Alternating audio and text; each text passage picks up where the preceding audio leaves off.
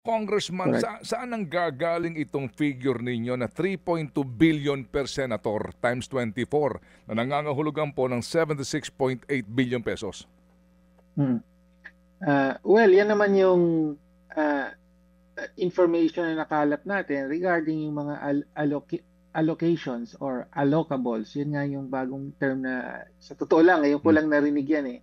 No, nung dati akong nasa Congress, parang hindi pa ginagamit yan. Pero ngayon, narinig natin allocables. So, yan naman yung info natin na nakuha kaugnay sa magkano yung so-called allocables ng senator. So, minimum mga around 3.2 billion. No? Tapos kung papansin mo, kung ito-total natin yung 230 million times number of congressmen, 318 yung ginamit natin, tapos 3.2 billion times 24 senators. More or less, yung amount ay halos pareho. No? 73 billion for Congress and 76 billion for Senate. So, parang may hating kapatid yan. May arrangement na, okay, itong share ng House, ito ang share ng Senate. No? Yan yung sa'yo, yan yung sa akin. Yan yung ino-nominate natin more or less, no? Or ipopropose natin na mga halaga sa budget. Okay, sige po. So, dito po sa inyo pong figure na nakuha para po umano no, per senator naman na allocables, maaari niyo ho bang panindigan ito? Itong figure na ito, hango po sa inyong, kung mamarapatin po ninyo, no?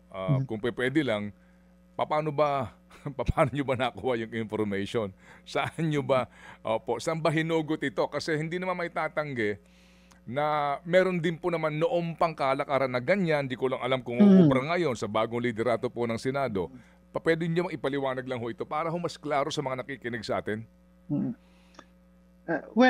Sa mga informal sources of information natin, and also, yung nilabas, ito, nag-hint una si Senator Lacson. Di ba? Sabi niya, nakita niya yung listahan ng mga amendments na pinropose ng senators in the 2025 budget. Sabi niya, almost all daw senators merong ganong proposals or amendments.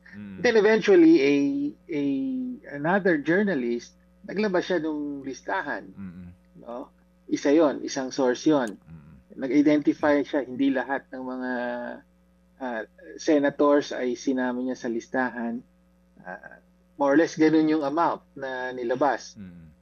Tapos initially, even earlier, ay may nilabas naman na supposedly list ng mga insertions ang tawag doon kay former Senate President Chis Escudero. So yan yung iba't ibang mga sources of information na isa pa, no, may mga alleged amendments na galing sa mga senador na binanggit din sa Blue Ribbon Committee hearings.